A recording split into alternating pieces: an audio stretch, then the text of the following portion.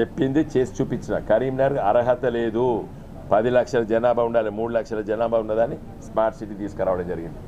Karimnagar railway line Manoharabad Kothapalli, Karimnagar రైలు ఎక్కితే బోయినపల్లి మీదకెళ్ళి, వేములవాడ మీదకెళ్ళి, సిరిసిల్ల మీదకెళ్ళి, సిద్దిపేట మీదకెళ్ళి, గజ్వేల్ మీదకెళ్ళి హైదరాబాద్ పోయే railway line 75 సంవత్సరాల కరీంనగర్ ప్రజల ఆకాంక్షను నేను కంప్లీట్ చేస్తాను.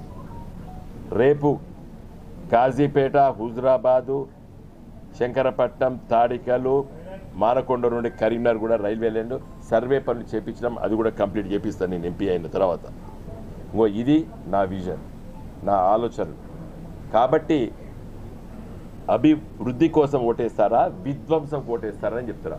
విధ్వంసం 2 జాతీయ పార్టీలు, కాంగ్రెస్ పార్టీ, బీజేపీకి విధ్వంసానికే వాళ్ళ చిరునామాలు.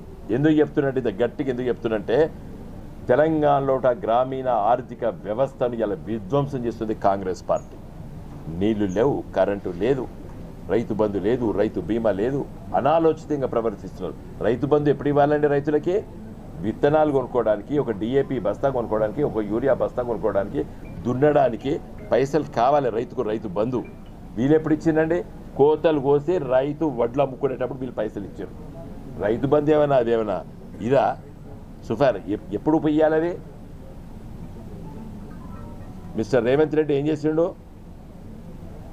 కొంతమందికి మరి కాంట్రాక్టర్ల బిల్లులకు టైము ఇచ్చి వాళ్ళ బిల్లులు ఇచ్చాడు, రైతు బంధు కోతలు కోసిన తర్వాత ఇచ్చాడు.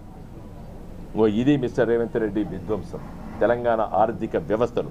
కరెంటు 20,000 మెగావాట్లు ఉన్నది అలా కరీంనగర్.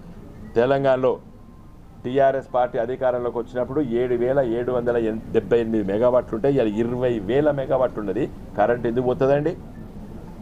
కరెంట్ ఎందుకు పోతుంది? పని చేయక, పని చేపియలేక ఇలా కరెంటు పోతుంది. మోటార్లు గాలిపోతున్నాయి. అపార్ట్మెంట్ లోపల వాటి ఏమంటారు, ఇన్వర్టర్లు మళ్ళీ కొనుక్కుంటాను, రిపేర్లు చేయించుకుంటాను. కరీంనగర్ నగర ప్రజలు నేను మన దాని పేరేంది, మన టవర్ సర్కిల్ దగ్గర వేరం, మేమందరం కలిసిపోయినాం. హరిశంకరు, మేయర్ గారు, మా జిల్లా అధ్యక్షులు, మేమందరం తిరిగినాం టవర్ సర్కిల్లో. అందరూ గర సప్పుడు షాపుల ముందు. 10 ఏళ్ల కింద ఉండే ఆ సప్పుడు. ఇది విధ్వంసం కాదా? నెంబర్ 1 ఇది కాంగ్రెస్ పార్టీ, బీజేపీ పార్టీ. ఎక్కడ ఇలా ధరలు 71 రూపాయకు పెట్రోల్ ఉంటే ఇవాళ 107 రూపాయలు, డీజిల్ 55 రూపాయలు ఉంటే ఇవాళ 195 రూపాయలు, ఉప్పు 10 రూపాయల ఉప్పు ఇవాళ 30 రూపాయల కిలో అయింది.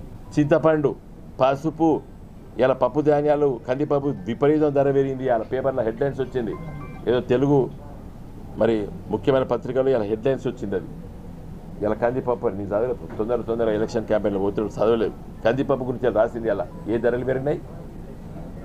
తర్వాత ఇలా మతోన్మాదం, ప్రధానమంత్రి పదవిలో ఉన్నటువంటి మోడీ గారు మతాలను రెచ్చగొట్టే ఉపన్యాసం ఇవ్వడం మంచిదా ఈ దేశానికి? ఇది విధ్వంసం వైపు దారి తీస్తలేదు. కాబట్టి బండి సంజయ్ గారు గెలిచిండ్రు, 10 ఏళ్ళు మోడీ గారు ప్రధానమంత్రి, నేను 5 ఏళ్ళు ఎంపీని, 5 ఏళ్ళు బండి సంజయ్ గారు ఎంపీ. ఎట్లా పోవాలంటే వేగవంతంగా ఎంత డెవలప్ చేయాలి? ఆయన 1 రూపాయి తెలియదు, 5 ఏళ్ళ 5 రూపాయలు తెలియదు. అది విధ్వంసం కాదా? ఎన్ని అవకాశాలు పొడగొట్టిండు కరీంనగర్ జిల్లా ప్రజలకి. ఏమైనా ఆలోచించిండా ఒకటైనా? ఛాలెంజ్ చేస్తున్నా ఇవాళ పత్రికా విలేకరుల సమావేశం ద్వారా నేను. ఇవాళ కరీంనగర్ పార్లమెంట్ నియోజకవర్గ ప్రజలు అభివృద్ధిని కోరుకుంటారా, విధ్వంసాన్ని కోరుకుంటారా తేల్చుకోవాలి. ఇక చివరిగా మరి గంగుల కమలాకర్ గారు మాట్లాడే ముందు కరీంనగర్ నగర ప్రజల గురించి మాట్లాడదలుచుకున్నాను. నాకు ఆలోచనలు వచ్చి కరీంనగర్ నగర అభివృద్ధి కోసం పాటుపడినటువంటి ఆలోచనతో ఇలా కరీంనగర్ నగరాన్ని మరి గంగుల కమలాకర్ గారు శాసనసభ్యులుగా వారి నాయకత్వాన ఇలా పనులు వేగవంతంగా పనిచేస్తాం. కొన్ని పథకాలు తీసుకురావడం ఈజీ, కానీ అమలు చేయడం కూడా చాలా ముఖ్యం. నేను చాలా సందర్భంలో వారిని నేను అప్రిషియేట్ చేసాను, ఎందుకంటే execution is also very important. నేను తీసుకొచ్చిన ఇలా కేబుల్ బ్రిడ్జ్ గురించి ఎవరైనా ఆలోచించానండి? మా జీవి రామకృష్ణ గారి ఇంట్లో 2012 లోపల ఆలోచన చేసిన. ఆ రోజు ఇట్లా ఎందుకు తిరగాలి, ముక్కు ఉంటే ఇట్లా చుట్టూ తిరిగినట్టు ఇట్లా డైరెక్ట్గా పోవచ్చు అని చెప్పి ఆలోచన చేస్తాం. దాన్ని ఇంప్లిమెంట్ చేసే సందర్భంలో మరి టాటా కన్సల్టెన్సీ కేబుల్ బ్రిడ్జ్ ఆలోచించినాం. ఇంజనీర్ చెప్పారు సార్ 50% డబ్బులు ఎక్కువైతే సార్ అన్నారు. అయినా పర్వాలేదని చెప్పి పెట్టించినాం. ఇలా దాన్ని ఎగ్జిక్యూట్ చేయించారు మా ఎమ్మెల్యే గారు. అంటే ఒక్కొక్క ఆలోచనని అమలు చేసినాం. మరి నువ్వేం చేసినావు బండి సంజయ్? మా కొంతమంది నిన్న రేవంత్ రెడ్డి గారు కండవాలు కప్పాడు, కాంగ్రెస్ కండవాలు. ఇంకా పోతారని ఓళ్ళు అంటారు, ఇంకా పోయేటోళ్ళు లేరని ఓడి వస్తారు. ఇలా పత్రికలు రాస్తారు. ఇవన్నీ చెప్తున్నా నేను. ఇలా వీళ్ళకి ఏం తక్కువ చేసిందండి పార్టీ? ఇలా స్మార్ట్ సిటీ నిధులతోని వాళ్ళ వార్డ్స్ లోపల బ్రహ్మాండంగా పనులు జరిగినాయి. ఈ టైంలో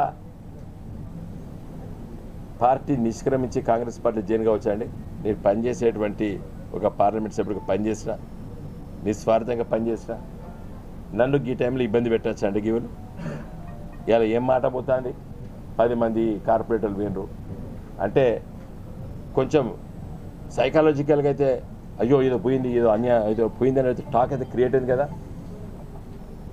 ప్రజలు ఉన్నారు, నాకు తెలుసు. కొంతమంది ప్రజాప్రతినిధులు పోయినంత మాత్రాన ప్రజలు పోరు, ఇంకా కసితో పనిచేస్తారు ప్రజలు. నేను చెప్పేది ఏంటంటే కరీంనగర్ నగర ప్రజలారా, ఎన్నికల లోపల చిత్తశుద్ధితోని పనిచేసేటువంటి కార్యకర్తలు ఉంటారు ప్రతి రాజకీయ పార్టీకి. ఇలా మా గులాబీ జెండా కూడా చిత్తశుద్ధితో పనిచేసేటువంటి కార్యకర్తలు ఆ డివిజన్లలో ఉన్నారు.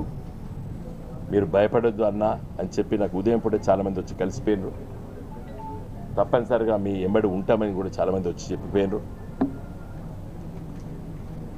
అది వాళ్ళు చెప్పిపోయిన తర్వాతనే నాకు ధైర్యం వచ్చింది. లేకపోతే నాకు అరే ఈ టైంలో నేను ఎంపీగా పోటీ చేస్తున్నాను, ఈ టైంలో నా పార్టీ సభ్యులు, పార్టీ నాయకులు, కార్పొరేటర్లు విడిచిపోవచ్చు అని చెప్పి బాధ కలిగింది కొంతసేపు. నేనేం తప్పు పని చేస్తా? పార్టీ వదిలిపెట్టిపోయి ఈ ఎన్నికల్లో పడి నేను ప్రజల కోసం పనిచేసేటోను కదా, కరీంనగర్ పార్లమెంట్ నియోజకవర్గ అభివృద్ధి కోసం మాట్లాడటోను కదా. Hi, this is Neha Shetty. Please subscribe to GK News. Hi everybody, subscribe to GK News.